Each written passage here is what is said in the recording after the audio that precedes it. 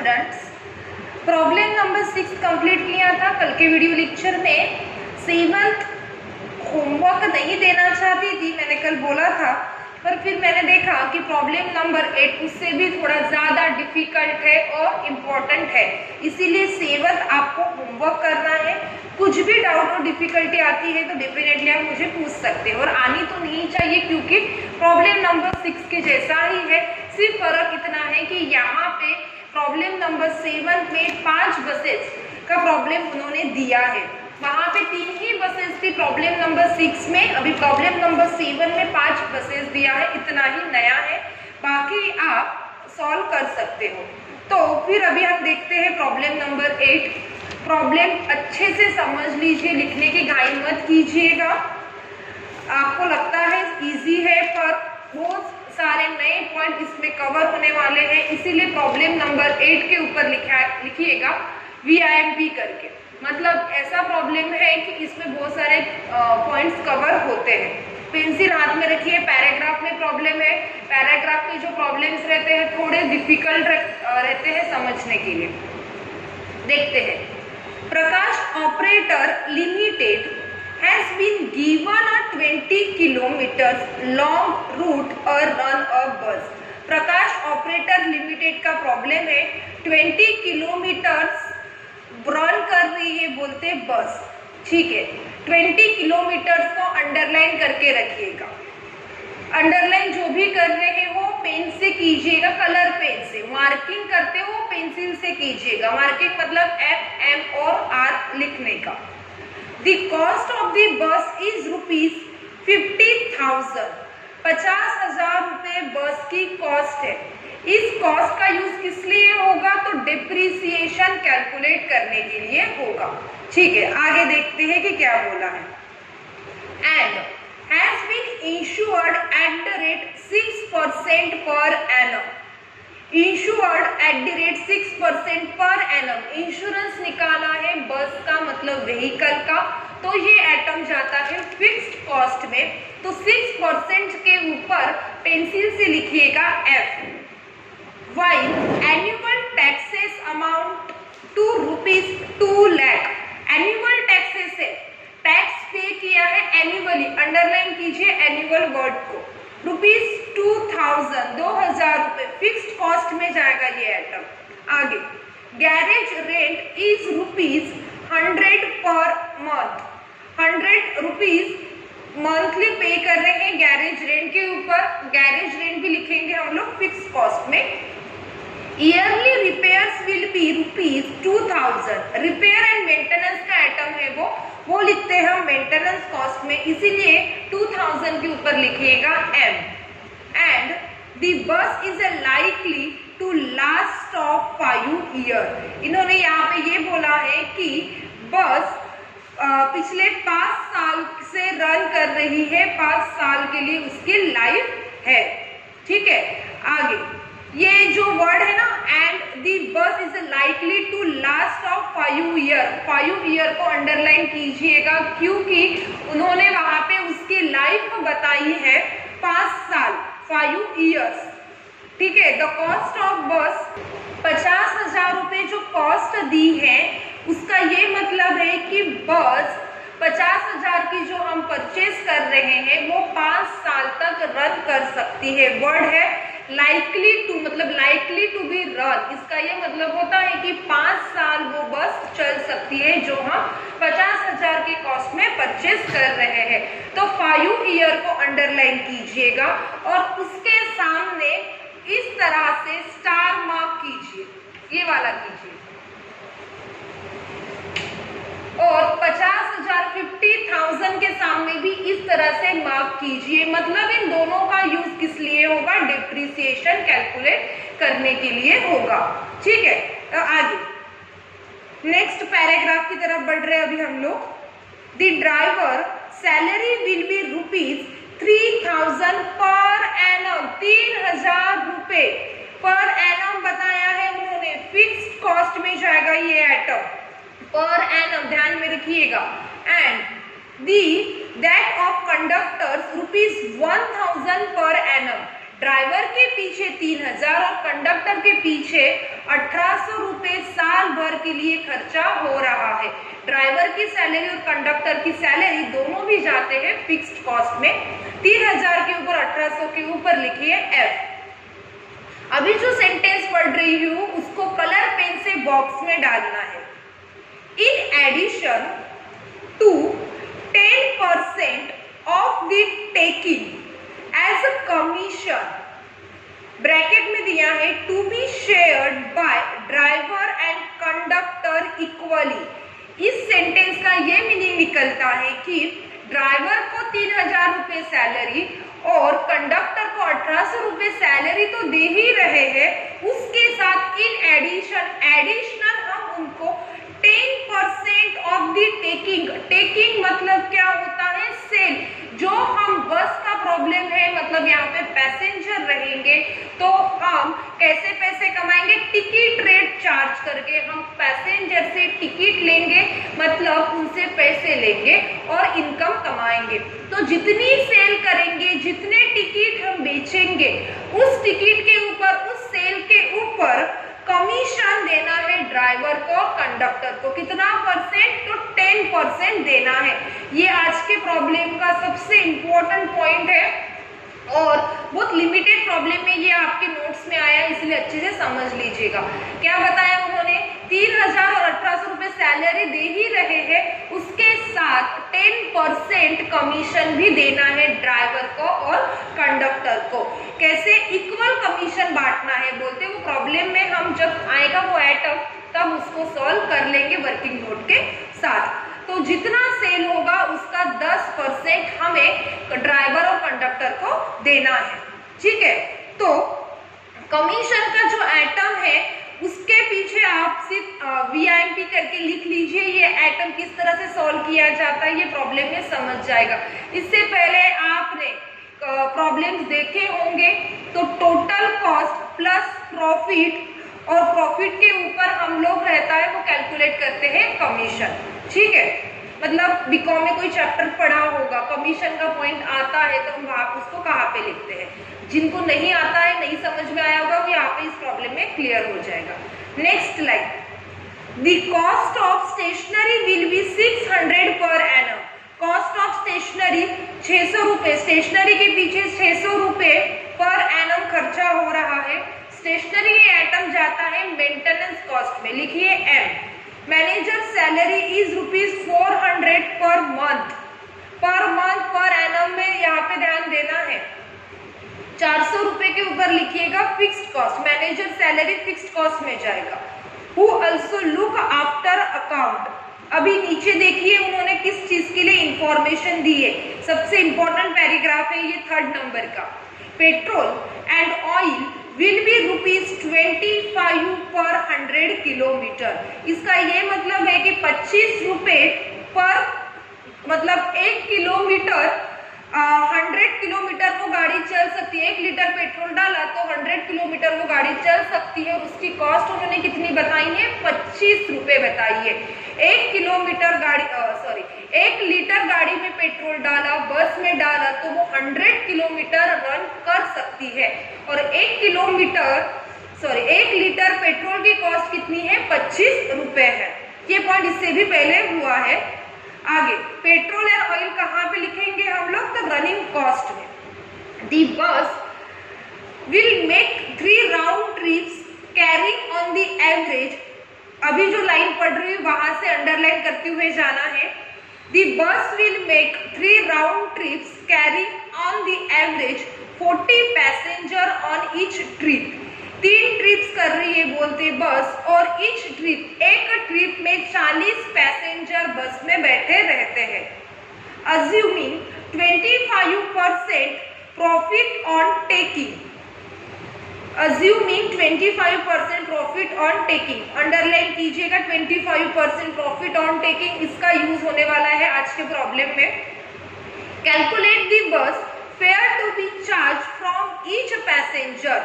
हमें इस प्रॉब्लम में कैलकुलेट करना है कि ईच पैसेंजर से बस फेयर मतलब रेट, टिकट रेट हम कितना लेंगे, एक पैसेंजर के ऊपर हमें कितनी टिकट चार्ज चार्ज करनी है किलोमीटर के हिसाब से, वो आज के प्रॉब्लम में हमें कैलकुलेट करना है। The bus run on an average 25 days in a month. एक मंथ में वो 25 दिन चल रही है, मतलब बाकी के दिन वो रोड पे नहीं चल रही होंगी, गैरेज में होगी यहाँ पे या फिर कहीं पे वो स्टॉप लेती होंगी। मतलब रोड पे कितना दिन चल रही है, वो टोटल 25 डेज वो रन कर रही है, बाकी 5 या फिर 6 दिन वो रन नहीं कर रही है। आज के प्रॉब्लम में आपने देखा होगा कि उन्होंने हमें टोटल पैसेंजर किलोमीटर्स नहीं बताया है, ठीक है, टोटल पैसेंजर किलोमीटर या फिर टोटल किलोमीटर वहां पे नहीं दिया है, जैसे अभी तक के प्रॉब्लम में दिया था कि कितना किलोमीटर गाड़ी रन कर रही है, सभी इंफॉर्मेशन दे दी है, ठीक है। अभी हम बेस पीरियड भी अज्यूम कर लेंगे वो इंफॉर्मेशन के ऊपर से, पर मेजोरिटी आप देखिए टोटल किलोमीटर या टोटल पैसेंजर किलोमीटर नहीं दिया है कि महीने भरे में या फिर पूरे साल में गाड़ी कितनी चली है, वो भी मैटर करता है ना। कॉस्ट पता है, सभी पता है, पर गाड़ी कितना चली है, 10 किलोमीटर, 15, 1200, 1300, 1500, कितना किलोमीटर गाड़ी चली है, जितने की हमें कॉस्ट कैलकुलेट करनी है, क्योंकि टोटल पैसेंजर किलोमीटर पता होना चाहिए।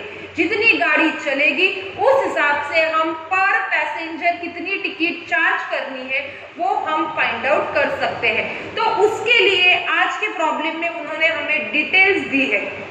कौन सी? The bus will make 3 round trips, वो 3 ट्रिप्स लेती है बोलते, carrying on the average 40 passenger एक ट्रिप में। ईच ट्रिप, एक ट्रिप जब लेके जाती है, ट्रिप मतलब कौन सा, तो वो हम फॉर्मूले में क्लियर करवा लेंगे कि ट्रिप्स को किस तरह से कैलकुलेट करना है।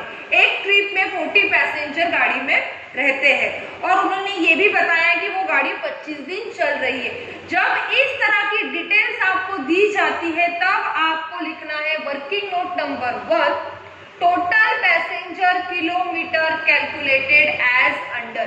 क्या लिखोगे? Total passenger kilometre calculate as under.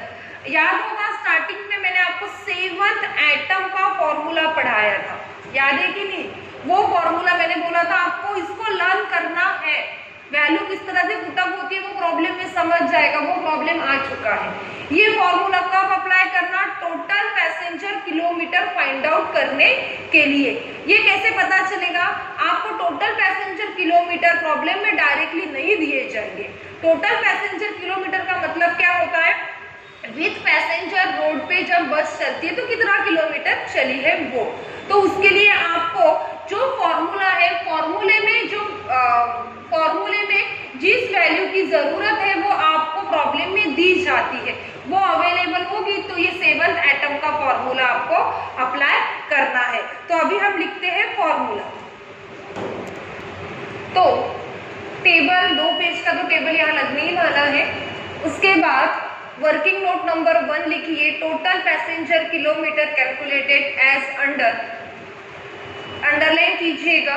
और ये फॉर्मूला जो कि आपको लर्न हो चुका है वो आपको लिखना है as it is 7th atom का। पढ़ के बता रही हूँ।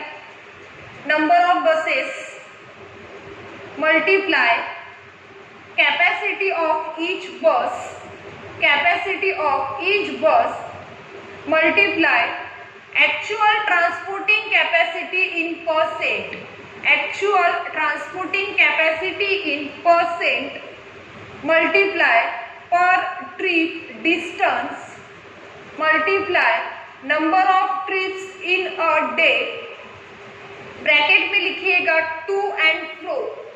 इसका ये मतलब निकलता है number of trips in a day. जो हम यहाँ पे ट्रिप्स लिखने वाले हैं वो ट्रिप्स मतलब क्या है? जाना, उस प्लेस पे जाना और वहां से रिटर्न आना, मतलब 1 trip, to and fro.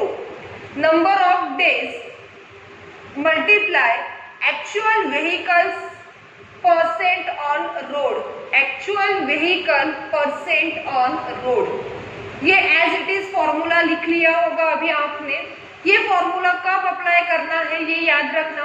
Total passenger kilometres calculate करने के लिए हमें इंफॉर्मेशन दी होगी, उन्होंने डायरेक्टली नहीं दिया होगा तो इस फॉर्मूले के द्वारा हम टोटल पैसेंजर किलोमीटर कैलकुलेट कर सकते हैं, क्योंकि इसके बिना ये पूरा प्रॉब्लम सॉल्व नहीं हो सकता है, क्योंकि हमें पता होना चाहिए कि गाड़ी कितना किलोमीटर चली है, उस हिसाब से हम सभी खर्चे अपने लिखेंगे। तो अभी ये फॉर्मूला आपने एज इट इज लिख लिया होगा। अभी इसमें वैल्यू किस तरह से पुटअप करनी है पहले समझ लीजिए, फिर लिखिएगा, लिखने की घाई मत कीजिए। अभी आपके सामने जो प्रॉब्लम है, जहां जहां मैंने आपको अंडरलाइन करने के लिए बोला था वही पॉइंट्स हम यहाँ पे अभी रिपीट करने वाले हैं। तो पहला, नंबर ऑफ बसेस, कितने बस का प्रॉब्लम है, तो एक ही बस का प्रॉब्लम है। या आज के प्रॉब्लम में उन्होंने 3 बसेस या 5 बसेस नहीं बोला, आएंगे ऐसे आगे प्रॉब्लम। नंबर ऑफ बसेस लिखेंगे 1, नंबर ऑफ बसेस कितना 1, मल्टीप्लाई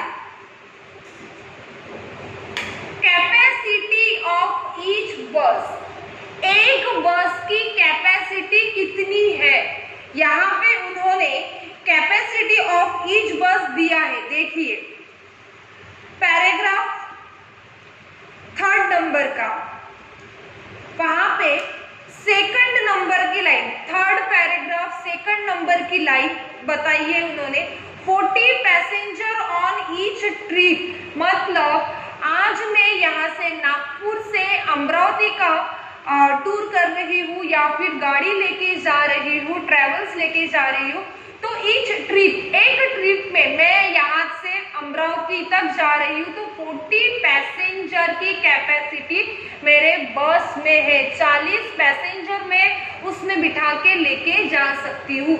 तो उन्होंने कैपेसिटी ऑफ ईच बस, उस बस की कैपेसिटी कितनी बताई है, 40 पैसेंजर कितनी बताइए, ये आपको प्रॉब्लम में दिया रहेगा कि कैपेसिटी कितनी है। कैपेसिटी ऑफ ईच बस कितना बताया, 40 पैसेंजर वो लेके जा रहे हैं। आगे नेक्स्ट क्या बोला है हमारे फॉर्मूले में, actual transporting capacity in percent.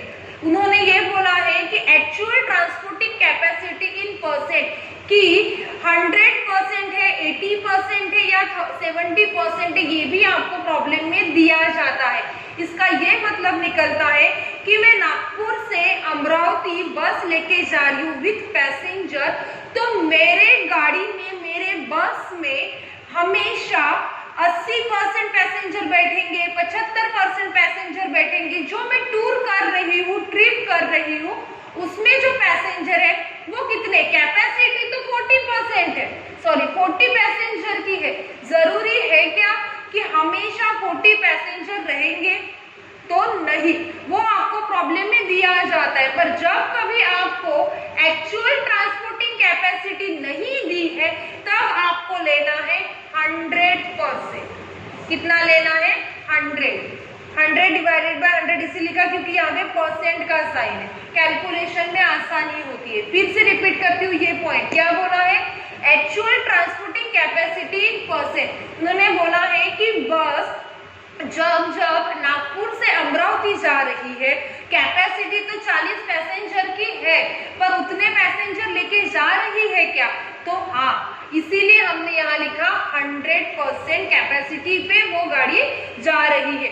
कभी आपको दिया जाएगा 18% कैपेसिटी ऑफ बस, ऐसा बताया जाएगा, तब आपको यहाँ पे 80 लिखना है कि वो पूरे 40 पैसेंजर लेके नहीं जा रही है, कुछ सीट हमारे पास वैकेंट है, एम्प्टी ऐसी ही है, फिर भी हमें वो टूर कंप्लीट करना पड़ेगा। हमेशा जरूरी नहीं रहता कि पूरे पैसेंजर को लेके ही हम ट्रैवल करें, पर आज के प्रॉब्लम में उन्होंने ऐसा बताया नहीं है परसेंटेज। इसका ये मतलब हमें अजम्पशन लेना है कि 100% 40 पैसेंजर गाड़ी में बैठे हैं बस में और गाड़ी जा रही है।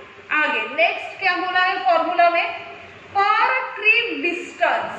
पर ट्रिप मतलब क्या, नागपुर से अमरावती जाना और वहां से रिटर्न आना, ठीक है। पर ट्रिप डिस्टेंस, ट्रिप कब कंप्लीट होगी, जाके रिटर्न आ जाएगी तब ट्रिप कंप्लीट होगी।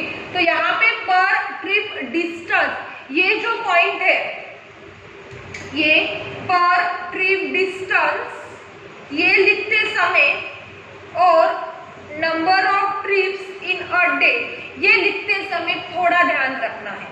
ठीक है, इसमें गलती मोस्टली होती है और गलत हो गया तो पूरा प्रॉब्लम गलत हो जाएगा।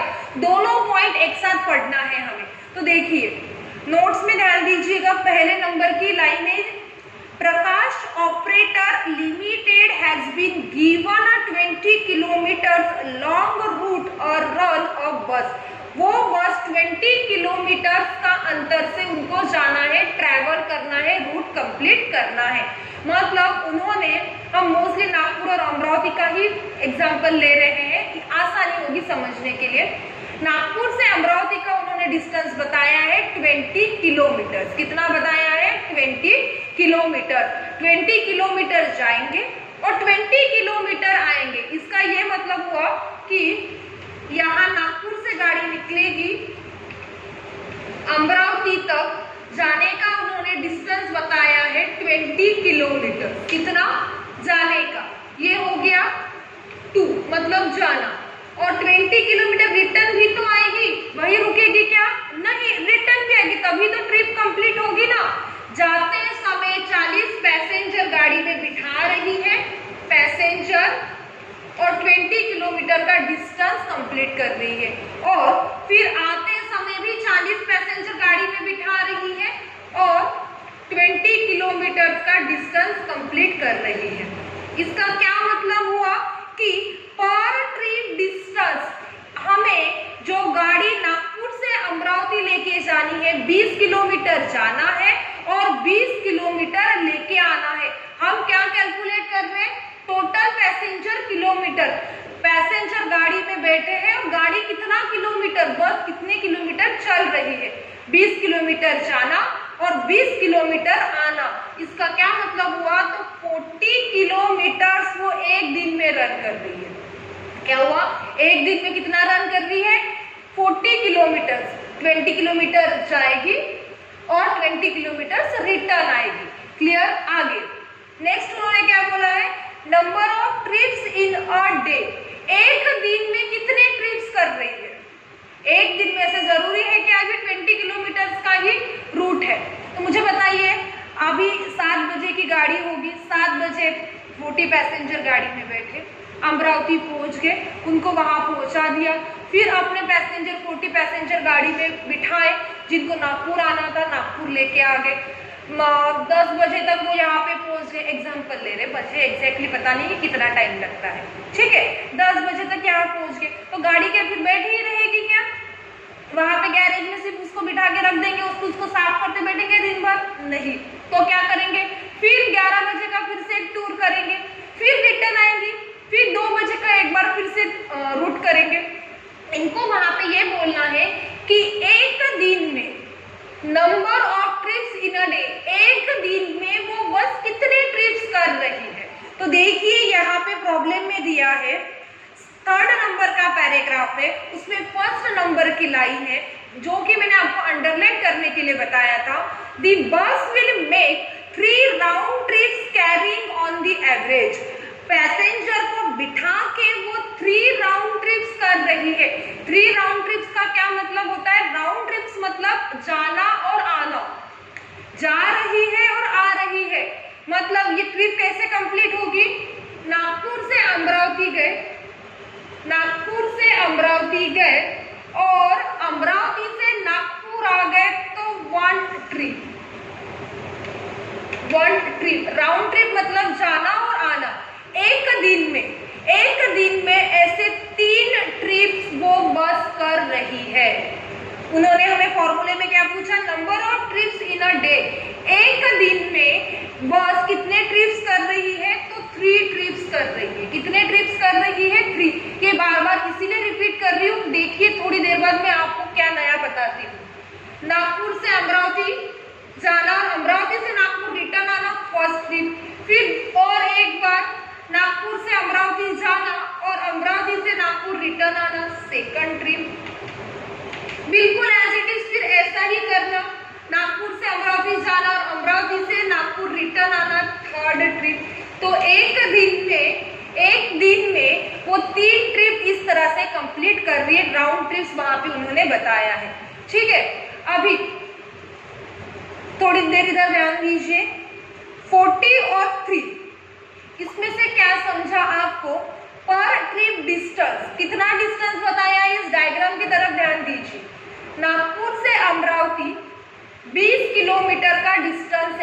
जाने का और रिटर्न आने का 20 किलोमीटर।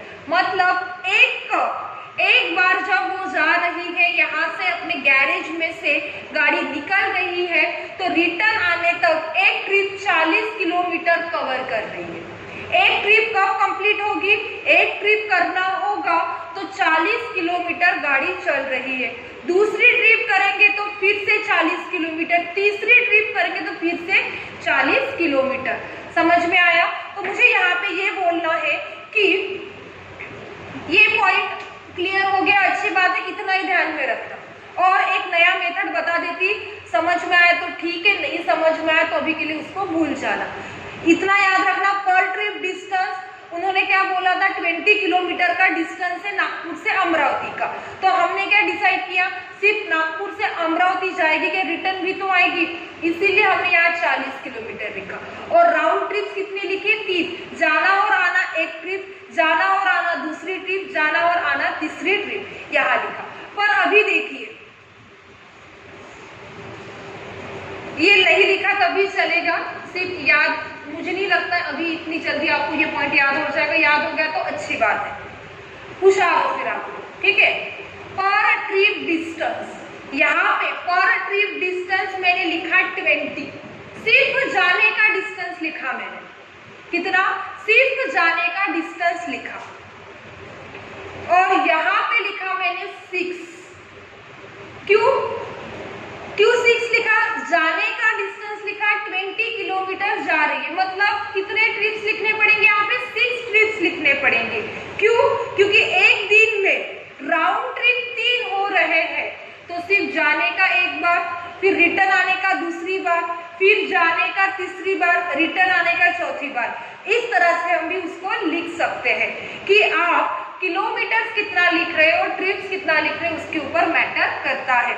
यहाँ पे आपने जाने और आने के किलोमीटर्स लिखे हैं तो ट्रिप्स भी जाने और आने के ही लिखने हैं। और यहाँ पे सिर्फ जाने के आपने किलोमीटर्स लिखे हैं तो यहाँ पे जो नंबर ऑफ ट्रिप्स आप लिख रहे हो वो भी मैटर करता है। तो ये पॉइंट नहीं क्लियर हुआ होगा, अच्छी बात है, पर इसको ध्यान रखना है। जब भी किलोमीटर्स आप लिखते हो तो जाने और आने का लिखो, इससे प्रॉब्लम सॉल्व करने के लिए बहुत सिंपल तरीका है। ये थोड़ा डिफिकल्ट है, यहाँ पे हम 3 लिखेंगे तो गलत हो जाएगा, ठीक है, क्योंकि किलोमीटर्स हमने सिर्फ जाने के लिखे हैं तो हमें ट्रिप्स क्या करना पड़ेगा? मल्टीप्लाई करना पड़ेगा, डबल लिखना पड़ेगा। यहाँ 3 आता है तो 6, 2 ट्रिप्स बोला होगा उन्होंने तो यहाँ पे 4 लिखना पड़ेगा, 5 ट्रिप्स बोला होगा तो यहाँ पे हमें 10 लिखना पड़ेगा। क्लियर? ठीक है, ये पॉइंट नहीं समझा होगा तभी चलेगा और इसकी तरफ ध्यान दीजिएगा। तो नेक्स्ट आगे बढ़ते हैं। डिफिकल्ट तो थोड़ा है ही, हर प्रॉब्लम में अलग अलग चीजें आती है। स्टार्टिंग से मैंने वही बताया है आपको कि चैप्टर डिफिकल्ट है, हर प्रॉब्लम में कुछ अलग रहेगा, ठीक है। कॉन्सेंट्रेशन सुनो, आगे जाके अच्छे से समझ आ ही जाएगा। Next, number of days. अब भी पढ़ा हमने कि हमारी जो बस है एक महीने में नंबर ऑफ डेज 25 दिन ही वो चल रही है। कितने दिन चल रही है? 25 दिन ही वो चल रही है। बाकी के 5 दिन ड्राइवर को छुट्टी तो देनी पड़ेगी ना, संडे को भी थोड़ी भेज सकते, जाओ लेके जाओ अमरावती और अमरावती से लेके आओ, ऐसा कर सकते हैं क्या? नहीं। तो 25 दिन वो गाड़ी चल रही है, बस चल रही है। नंबर ऑफ डेज प्रॉब्लम में दिया है जो कि हमने अंडरलाइन किया था, कभी 25 दिन रहेगा, कभी 20 दिन रहेगा, कभी 30 दिन रहेगा। जो इंफॉर्मेशन दी है एज इट इज हमारे फॉर्मूले में पुटअप करना। उसके बाद next, actual vehicle percentage on road, ठीक है। उन्होंने ये बोला है कि रोड के ऊपर कितने % वो चल रही है, इसका ये मतलब निकलता है। अभी के लिए इतना याद रखो, आगे जब ये पॉइंट थोड़ा अलग तरीके से पूछा जाता है तब बता दूंगी। Actual vehicle % on road, road पे मतलब 25 दिन गाड़ी चल रही है तो वो कंटिन्यूअसली चल रही है। आज 7 बजे नागपुर से अमरावती जा रही है और फिर अमरावती से रिटर्न आ रही है, तो रोड पे वो कंटिन्यूअसली चल रही है, ना कि कहीं पे स्टॉप ले रही है। और रिटर्न आते समय वो पूरे पैसेंजर को फिल करके आ रही है। 40 पैसेंजर यहाँ से भर के जा रहे हैं, 40 पैसेंजर रिटर्न आ रहे हैं पूरे फिल होके। इसीलिए यहाँ पे हम लिखेंगे 100%। जहां जहां % आया है वहां पे आपको अपॉन 100 करके लिखना है। परसेंट का साइन कैलकुलेशन के लिए डिफिकल्ट जाता है, अपॉन 100 करके आपको लिखना है। परसेंट का साइन लिखा तो गलत मिलेगा, तो बिल्कुल नहीं है, वो भी आपका बराबर है। तो actual vehicle percent on road, ये कभी कभी प्रॉब्लम में दिया जाता है, नहीं दिया होगा तो आपको 100% का अजम्पशन करना है। ये दो जहां पे परसेंटेज बोला है, actual transporting capacity in percent और actual vehicle percent on road, ये प्रॉब्लम में दिया रहता है एज अ सेंटेंस के साथ, और नहीं दिया होगा तो आपको 100% अजम्पशन करना है, अज्यूम करना है कि वो 100% फील होके चल रही है और ट्रांसपोर्टिंग कर रही है, रोड के ऊपर कंटिन्यूअसली वो गाड़ी चल रही है, ऐसा अजम्पशन करके आपको लिखना है। तो यहाँ पे मैंने पूरे वैल्यूज पुटअप कर ली है। एक बार रिपीट कर लेते, number of buses 1, capacity of each बस, गाड़ी में बस की कैपेसिटी कितने पैसेंजर की है तो 40। उसके बाद actual transporting capacity in percent, transport capacity कितनी बताई है, उन्होंने बताई नहीं, इसलिए उन्होंने डायरेक्टली 100% लिख लिया। उसके बाद पर ट्रिप डिस्टेंस, पहली लाइन में उन्होंने बता दिया था कि नागपुर से अमरावती, एग्जाम्पल के द्वारा नागपुर से अमरावती का 20 किलोमीटर का डिस्टेंस है, तो पर ट्रिप डिस्टेंस 20 नहीं लिखेंगे क्योंकि आना और जाना हमें लिखना था, इसलिए 40 लिखा। उसके बाद number of trips in a day, एक दिन में कितने ट्रिप्स कर रही है, जाना और आना, ऐसे 3 राउंड ट्रिप्स वहां पे वो कर रही है। नंबर ऑफ डेज, बस कितने दिन चल रही है, पूरे महीने भरे में 25 दिन चल रही है। Actual vehicle percentage on road दिया नहीं है, इसलिए 100% करके अज्यूम हमने किया है। तो फॉर्मूला में वैल्यू पुटअप हो गई है। अभी वीडियो को पॉज कीजिए और आंसर को कैलकुलेट कीजिए। एक पॉइंट थोड़ा ध्यान में रखिएगा इसमें कि यहाँ पे 100/100 लिखा है, यहाँ पे अपॉन के लिए कोई भी वैल्यू नहीं है, मतलब क्या है 1 है। कैलकुलेशन करने के लिए आसानी होगी, इसीलिए अपॉन 1 करके लिख लीजिएगा सभी एटम्स के नीचे। 1/1 multiply 40/1 multiply 100/100 multiply 40/1 multiply 3/1। MCom के स्टूडेंट तो इतना कैलकुलेशन तो कर ही लोगे। अभी ऊपर के एटम का मल्टीप्लिकेशन कीजिए और नीचे के एटम से डिवाइड कीजिए और बताइए कितना आंसर आ रहा है। तो आपका इसका आंसर आया होगा 1,20,000 किलोमीटर। हमने कैलकुलेट कर लिया आखिरी में total passenger kilometre. 1 multiplied by 40 multiplied by 100 multiplied by 40 multiplied by 3 multiplied by 25, सभी ऊपर के एटम का मल्टीप्लिकेशन मल्टीप्लाइड बाय 100 डिवाइडेड करना, 100 डिवाइडेड बाय 100 और डिवाइडेड बाय 100, 2 बार 100 से डिवाइड करना है। आंसर आ जाएगा 1,20,000 किलोमीटर। मतलब क्या पता चला इसमें से कि विद पैसेंजर हमारी जो गाड़ी है कितना किलोमीटर चल रही है, 1,20,000 किलोमीटर। तो लिखिए यहाँ पे 1,20,000 किलोमीटर। कहाँ से निकाला हमने ये, वर्किंग नोट नंबर 1 में से। याद रहना चाहिए, तो प्रॉब्लम में ढूंढते रहोगे। अभी क्वेश्चन आया हमारा कि 1,20,000 किलोमीटर तो लिख लिया, पर बेस पीरियड कितना लिखे, बेस पीरियड कितना लिखे। स्टार्टिंग से ही बता रही हूँ कि बेस पीरियड कैसे लिखना है आपको, बेस पीरियड कैसे लिखना है आपको, किलोमीटर्स के ऊपर से लिखना है। किलोमीटर्स का जो आपने लिखा है, मतलब बस 1 महीने का लिखा है या फिर 1 साल का लिखा है, उसके ऊपर आपका बेस पीरियड डिपेंड रहेगा। तो अभी इस प्रॉब्लम में कैसा पता करें, तो देखिए अभी 2 मिनट में आपको इसका आंसर मिल जाता है। यहाँ देखिए नंबर ऑफ डेज कितना लिखा है हमने, 25 डेज लिखा है। नंबर ऑफ डेज कितना लिखा है, 25 डेज। मतलब ये 1 मंथ का प्रॉब्लम होगा, कितने का, 1 मंथ का। जो भी हमें कैलकुलेशन लिखने हैं वो कौन से लिखेंगे हम, 1 मंथ के। आप बोलेंगे मैडम 25 डेज क्यों नहीं, अरे मुझे बताइए 25 डेज इसीलिए नहीं लिख रहे क्योंकि ड्राइवर की वेजेस क्या 25 दिन की देंगे, क्या देना तो 1 ही महीने का है, काम वो सिर्फ 25 दिन कर रहे हैं, ठीक है। इसीलिए हम यहाँ लिखेंगे बेस पीरियड 1 मंथ। दूसरी बात, यहाँ पे ये आंसर कैलकुलेट करने के बाद टोटल पैसेंजर किलोमीटर लिख लिया, एक बार चेक कर लेना 1,20,000 और बेस पीरियड सिमिलर है या नहीं है। और बेस रेट जो लिखा है उसी के आपको एक्सपेंसेस और खर्चे लिखने हैं। याद रखिएगा नंबर ऑफ डेज जो लिखा होगा उस हिसाब से यहाँ पे आपको बेस पीरियड कंसीडर करना है किलोमीटर्स के ऊपर से। तो यहाँ पे अभी इस वीडियो लेक्चर में यहीं पे रुक जाते हैं और इसके आगे का जो प्रॉब्लम है हम आज ही देखते हैं नेक्स्ट पार्ट में, पार्ट 2 में। टोटल पैसेंजर किलोमीटर मिल गया है, पूरा प्रॉब्लम समझ लिया है, फिक्स्ड कॉस्ट में कौन सा जाएगा, रनिंग में कौन सा जाएगा, मेंटेनेंस में कौन सा जाएगा, एक एक आइटम उठाते हैं और लिखते जाते हैं, वो हम देखेंगे नेक्स्ट पार्ट में। Thank you.